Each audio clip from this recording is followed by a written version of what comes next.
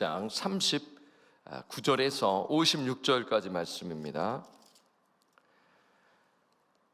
누가복음 1장 39절에서 56절까지 말씀 교독하겠습니다. 이때 마리아가 일어나 빨리 산골로 가서 유대 한 동네에 이르러 들어가 엘리사벳에게 문안하니 엘리사벳이 마리아가 문안함을 들으매 아이가 복중에서 뛰노는지라 엘리사벳이 성령의 충만함을 받아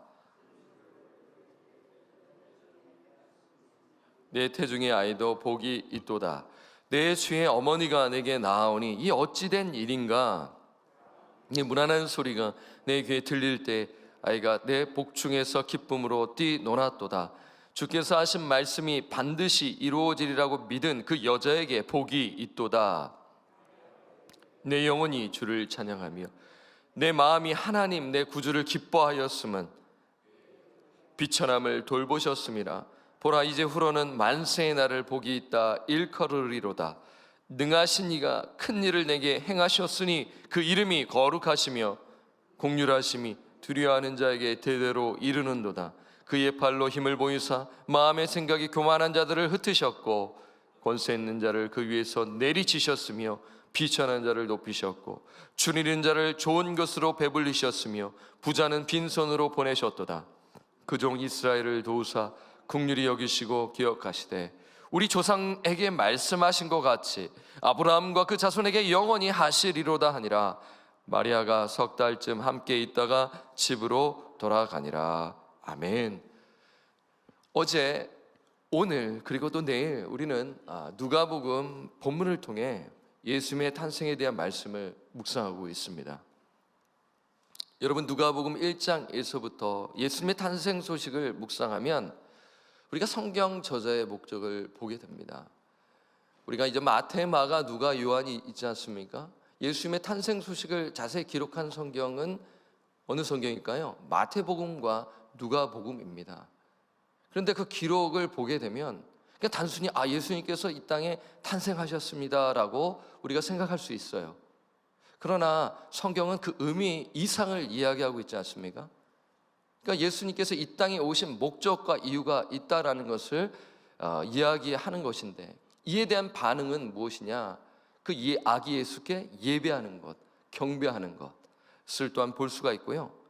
그리고 하나 더 누가복음 1장에서부터 어제, 오늘 그리고 또 내일까지 이렇게 보게 되면 성경 저자의 목적을 발견할 수가 있는 것입니다. 여러분 우리가 글을 쓰면 목적이 있잖아요. 편지를 봐도 무슨 의도로 나에게 이 편지를 보냈을까? 사랑의 편지라면 연애를 하고자 하는 그 연인들과의 그 편지라면 뭐예요? 사랑을 나누는 것 아니겠습니까?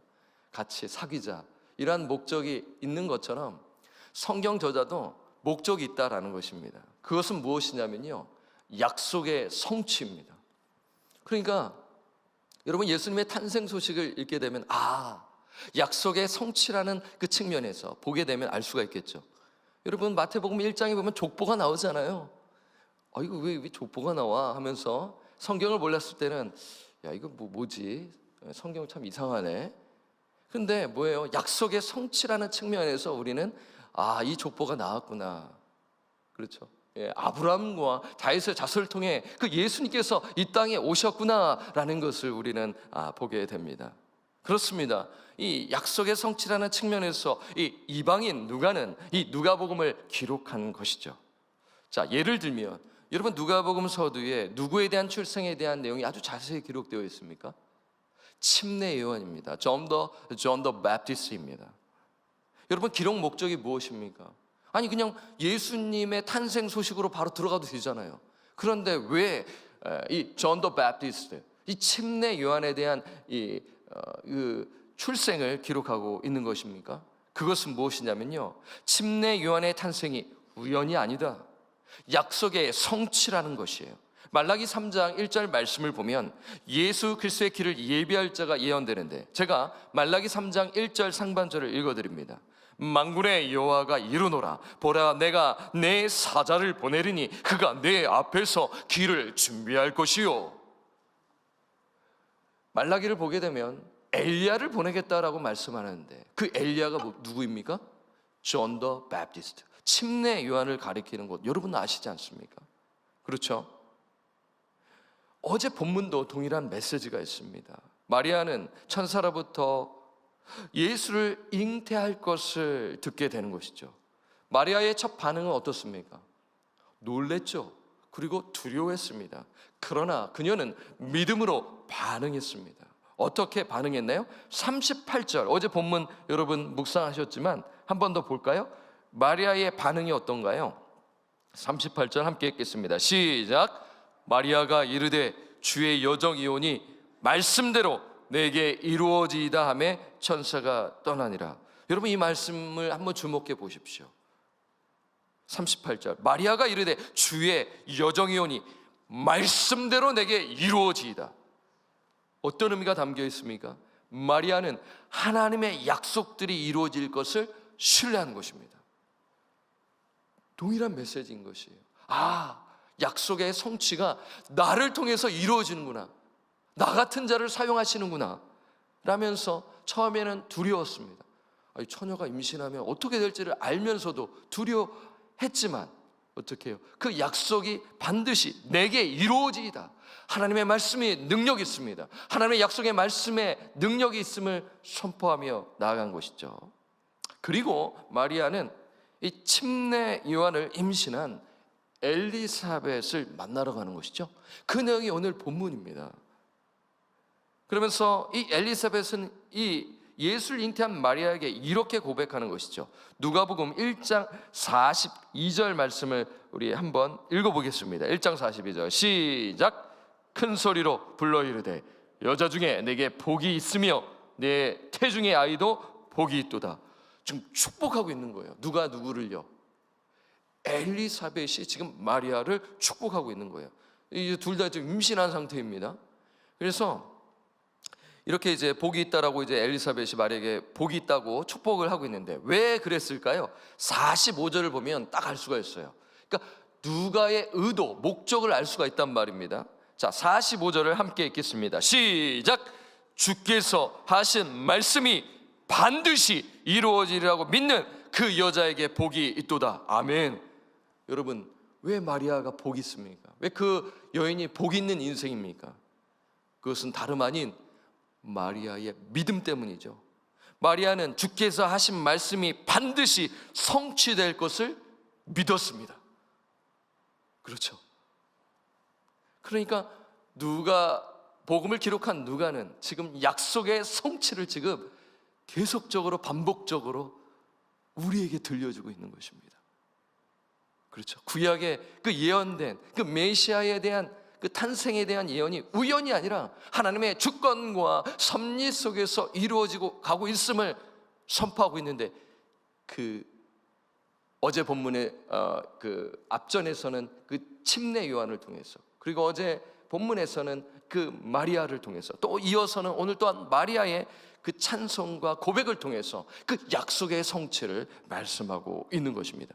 자, 그리고 마리아는 믿음으로 이제 반응해서 무엇을 합니까? 오늘 46절에서 55절을 보게 되면 알 수가 있는데, 그것은 다름 아닌 찬양입니다. 여러분, 그 혹시 매그니피캇이라고 한번 들어보셨는지 모르겠어요. 그게 라틴어인데 마리아의 찬가, 마리아의 노래라고 라틴어로 매그니피캇입니다. 매그니피캇이라고 이렇게 검색하면요, 마리아의 찬가로서 작곡한 곡들이 무지 많습니다. 저도 석사 졸업으로 이 매그니피캇으로 이 텍스트로 곡을 만들었습니다. 어떻게 만들었는지 제가 봐도 이거 진짜 어떻게 보면 좀 졸업하기 위해서 그 곡을 제가 작곡을 했거든요. 이 텍스트가 너무나 유명합니다. 여러분 방금 읽은 텍스트는요, 교회사적으로 보면 수많은 작곡가들이 이 텍스트를 가지고 정말 명곡들을 만들었습니다. 그래서 여러분 관심 있으시면 검색하면 좋은 곡들이 다 나옵니다.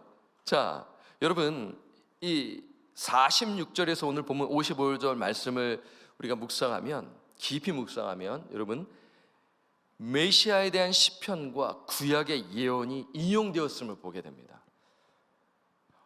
그러니까 이 본문을 보게 되면요, 어디서 본 것 같은데, 뭐랑 비슷한 것 같은데 라는 생각이 들어요. 한나의 노래랑도 좀 비슷한 것 같다 라는 생각이 들고요. 그리고 또 메시아에 대한 그 예언을 하는 그 구절과 또 비슷하다라는 생각이 또 들고요. 그리고 시편의 말씀과도 비슷한 부분이 비슷하다라는 것을 생각하게 되는 것이에요. 제가 근데 이 새벽에 그것을 다 막 얘기하면 오늘 집에 못 가시잖아요. 그러니까 여러분들이 말씀 묵상하시면서 그런 게 있구나 라며 통독하시면서 그 부분을 생각하시면 좋겠어요. 그러면 여러분, 마리아가 자신이 예수 그리스도를 잉태한 것이 우연히 일어나는 것이 아니라 하나님의 약속이 있었다라는 것을 인식하고 있다라는 것을 알 수가 있는 것입니다.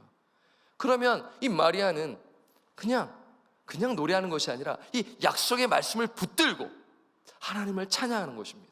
그렇잖아요. 우리가 신앙이 좀 미성숙했을 때, 말씀을 잘 몰랐을 때는 그냥 모르고 그냥 찬양을 부를 때가 있잖아요. 뭐 예를 들자면 예수 주 메시아네 하고 찬양을 부르는데 메시아가 뭔지도 모르고 그냥 부르는 거예요. 근데 지난 주일에 제가 청년들에게 메시아의 뜻을 이야기해 줬더니 메시아가 그리스도였어. 그리스도는 헬라였고 메시아는 히브리어 아니겠습니까? 이게 같은 단어였구나 라면서 눈이 번쩍이는 것을 보게 되었거든요. 그렇잖아요. 모르고 그냥 찬양하는 것입니다. 그러니까 내용을 아니까 그러니까 여러분, 이 마리아의 찬가, 이 텍스트는 이 마리아가 인식하고, 그렇죠? 이 하나님의 속성의 근거에서, 그러니까 긍휼의 하나님, 공의의 하나님, 전능하신 하나님을 바라보면서 하나님을 찬양하고 있는 것입니다. 자, 그러면 여러분, 이 마리아의 찬양 구체적으로 어떻게 했는지 제가 짧게 이 아침에 제가 4가지로 짧게 정리해서 말씀을 드리겠습니다. 첫째, 마리아는 자신을 돌보신 하나님을 찬양합니다. 자, 46절에서 48절을 제가 읽겠습니다. 마리아가 이르되 내 영혼이 주를 찬양하며 내 마음이 하나님 내 구주를 기뻐하였으면. 48절 함께 읽겠습니다. 시작. 그의 여종의 비천함을 돌보셨습니다. 보라, 이제후로는 만세의 날을 복이 있다 일컬으리로다. 지금 마리아가 찬양하죠. 내 영혼이 찬양합니다. 내 영혼이 주를 찬양합니다. 내 마음이 하나님을 기뻐합니다. 정말 기쁨의 찬양을 드리고 있는 것이죠. 그리고 48절에 마리아가 하나님을 찬양하는 이유가 나옵니다. 무엇인가요? 마리아의 비천함을 돌보셨기 때문이다라고 하죠. 여러분, 여기서 비천함은 어떤 의미일까요? 주석학자들은 이렇게 말합니다. 이 비천함은 사회적으로 낮은 신분에 있다는 것을 가리키죠. 그럼 당시의 여성은 비천한 신분이었습니다. 법정에서 증인으로 채택되지 않았어요. 숫자도 했었을 때 셈하지 않았을 정도로 여성의 신분은 낮았단 말입니다. 그럼에도 불구하고 하나님은 비천한 이 마리아를 선택하셔서 그녀를 구원하시고 메시아를 잉태하게 역사하셨단 말입니다. 그렇죠. 다시 말해 하나님의 약속의 말씀을 이루시기 위하여 비천한 여인, 정말 부유하고 잘나가고 이러한 사람을 선택해서 하신 것이 아니라 정말 가난하고 겸손하고 이 비천한 여인을 선택하셨단 말입니다. 우리도 그렇죠. 지난 우리의 인생을 돌아보면 하나님의 은혜입니다. 하나님께서 먼저 우리를 구원해 주셨죠. 그리고 비천한 우리들을 지금까지 돌보셨습니다. 그래서 지금 우리가 이 자리에 선 것이죠. 우리가 잘나서가 아닙니다. 오직 전적인 하나님의 은혜 때문에, 그 사랑 때문에 우리가 이 자리에 나와서 기도하는 줄 여러분 믿으시기를 바랍니다. 그런데 여러분, 하나님께서 우리를 돌보신 것은 단순히 우리가 잘 먹고 잘 살기 위함이 아니죠. 하나님께서 우리를 돌보신 것은 하나님의 약속의 말씀을 이루시기 위함이다. 이 기록된 말씀이 나를 통하여 이 교회 공동체에서, 가정에서, 세상에서 하나님의 말씀을 이루시기 위함이다라는 것을 기억하시기를 바랍니다. 둘째, 마리아는 하나님을 두려워하는 자를 위해서 역사하시는 하나님을 찬양합니다. 49절과 50절입니다. 함께 읽겠습니다. 시작. 능하신 이가 큰 일을 내게 행하셨으니 그 이름이 거룩하시며 긍휼하심이 두려워하는 자에게 대대로 이르는도다. 전능하신 하나님께서 큰 일을 마리아에게 행하셨죠. 큰 일은 마리아의 몸을 통해 예수 그리스도가 탄생하는 것입니다. 그런데 여기서 중요한 것은 마리아는 누구를 두려워하는 여인이었나요? 하나님을 두려워하는 여인이었습니다. 그녀가 하나님을 두려워했다는 것은 어떻게 알 수 있냐면 서두에도 말씀드렸고 어제 말씀 속에서도 알 수가 있는 것이죠. 마리아는 자신을 통해 하나님의 말씀이 성취될 것을 신뢰했기 때문입니다. 여러분, 누가 하나님을 경외하는 자라고 생각하세요? 이 말씀을 붙들고, 그리고 이 말씀 붙들고 순종하고 나아가는 자, 그렇지 않습니까? 기도하고 순종하는 자가 하나님을 두려워하는 자입니다. 자, 세 번째, 마리아는 어떻게 찬양했나요? 마리아는 교만한 자를 심판하시는 하나님을 찬양합니다. 51절과 52절을 함께 읽겠습니다. 시작. 그의 팔로 힘을 보이사 마음의 생각이 교만한 자들을 흩으셨고 권세 있는 자를 그 위에서 내리치셨으며. 지금 여기서 말씀을 여러분 보게 되면 두 가지가 대조되죠. 비천한 자와 교만한 자. 다시 말해 겸손한 자와 교만한 자가 대조되고 있습니다. 그렇죠. 하나님은 교만한 자를 흩어버리십니다. 왜 그렇습니까? 교만한 자는요, 하나님을 찾지 않습니다. 하나님을 필요하지 않다고 생각하기 때문이에요. 하나님이 필요하지 않다고 생각하는 자는 어떻게 사는지 아시죠? 잘 아실 것입니다. 우리가 예수 믿기 전에 어떻게 살았어요? 내가 왕 되어, 내가 주인 되어 살아갔잖아요. 그러니까 교만한 자는 하나님을 찾지 아니하고 자기가 주인 되어 살아가요. 자기가 주인 되어 살아간다는 것은 자기를 의존하며 사는 것입니다. 여러분, 이것이 교만입니다. 교만은 자기를 높이는 거예요. 그래서 하나님께서는 교만한 자를 대적하시잖아요. 그 영광을 하나님께서 빼앗기는 것을 원치 않으십니다. 그래서 하나님께서는 교만한 자를 대적하시고 교만한 자를 미워하십니다. 그러나 비천한 자는 하나님께서 어떻게 하시나요? 52절과 53절을 보면 알 수가 있습니다. 우리 함께 읽겠습니다. 시작. 권세 있는 자를 그 위에서 내리치셨으며 비천한 자를 높이셨고 줄이는 자를 좋은 것으로 배불리셨으며 부자는 빈손으로 보내셨도다. 그렇죠. 대조되고 있죠. 하나님께서는 비천한 자, 겸손한 자를 높이십니다.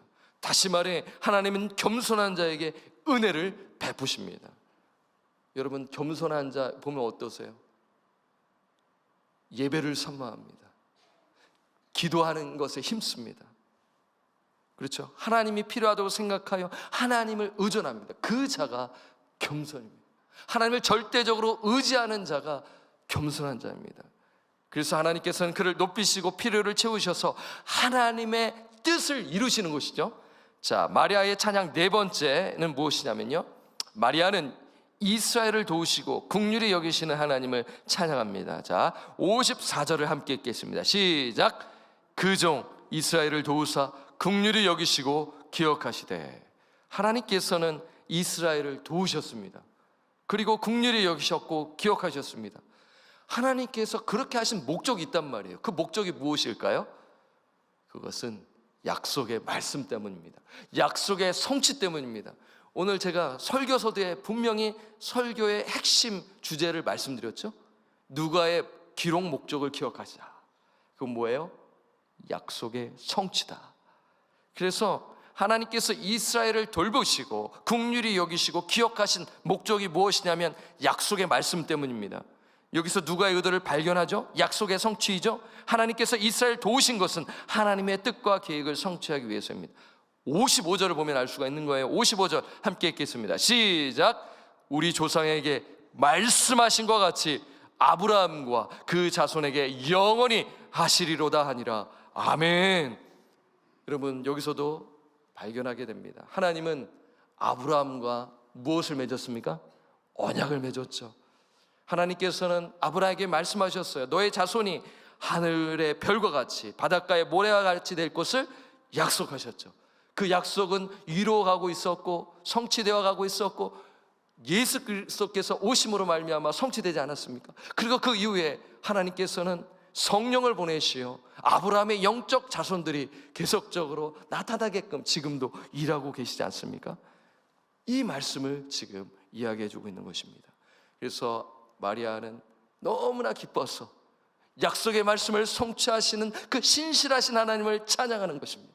전능하신 하나님을 찬양하는 것입니다.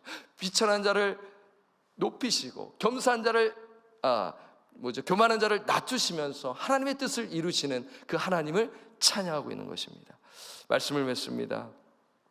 오늘 마리아의 그 신앙을 통해서 우리가 또 우리 말씀을 또 생각할 수가 있는데, 마리아의 믿음은 정말 간단합니다. 그것은 무엇이냐면 약속의 말씀을 신뢰한 것입니다.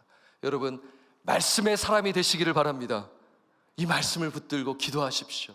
이 말씀에 반응하여 또한 순종하십시오. 그러면 마리아처럼 정말 하나님이 기뻐하시는 그러한 선한 도구로 쓰임받을 줄 저는 믿습니다.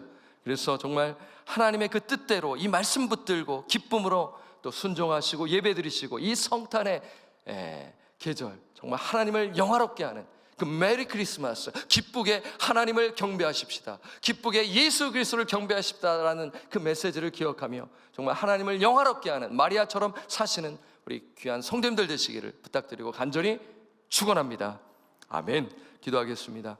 하나님, 어제 오늘 하나님의 말씀을 묵상하면서 이 긴 구절을 오늘 이 새벽에 나누었습니다. 너무나 감사합니다. 어제는 마리아가 정말 두려웠지만 그 약속의 말씀을 붙들고 순종하는 장면을 보았고, 그리고 마리아는 그 말씀에 반응하여 엘리사벳을 만나면서 그 말씀을 나누었으며, 그리고 기쁨의 찬양을 드립니다. 전능하신 하나님, 긍휼의 하나님, 그 사랑의 하나님, 그리고 자기를 통하여 일을 성취하시는 그 하나님을 높여 드립니다. 하나님, 우리도 이 마리아처럼 살고 싶습니다. 우리도 마리아처럼 약속의 말씀을 붙들고 이 말씀을 붙들고 기도하고 순종하며 살고 싶습니다. 우리의 힘으로 되지 아니하니 우리의 심령을 성령으로 충만케 하옵시고 말씀으로 충만케 하여 주사, 아버지 늘 겸손하며 아버지 주님의 그 마음을 품고 교회를 섬기고 가정을 섬기고 아버지 열방을 위하여 기도하며 복음을 전하며 나아가는 저희들 될 수 있도록 도와주시옵소서. 말씀의 사람, 기도의 사람, 순종의 사람, 이 약속의 말씀을 붙들고 땅끝까지 정말 하나님의 그 뜻대로 살아가시는, 복음 전하며 나아가는 우리 교회와 우리 성도들 되게 하여 주옵소서. 감사와 찬양을 오직 하나님께 돌려오고 우리를 죄로부터 구원하여 주신 우리 구주 예수 그리스도의 이름으로 축복하며 기도드립니다. 아멘. 하늘에 계신 우리 아버지여, 이름이 거룩히 여김을 받으시오며 나라가 임하시오며 뜻이 하늘에서 이루어진 것 같이 땅에서도 이루어지이다. 오늘 우리에게 일용할 양식을 주시옵고 우리가 우리에게 죄 지은 자를 사하여 준 것 같이 우리 죄를 사하여 주시옵고 우리를 시험에 들게 하지 마시옵고 다만 악에서 구하시옵소서. 나라와 권세와 영광이 아버지께 영원히 있사옵나이다. 아멘. 아멘. 여러분, 기도의 자리로 나아가시도록 하겠습니다.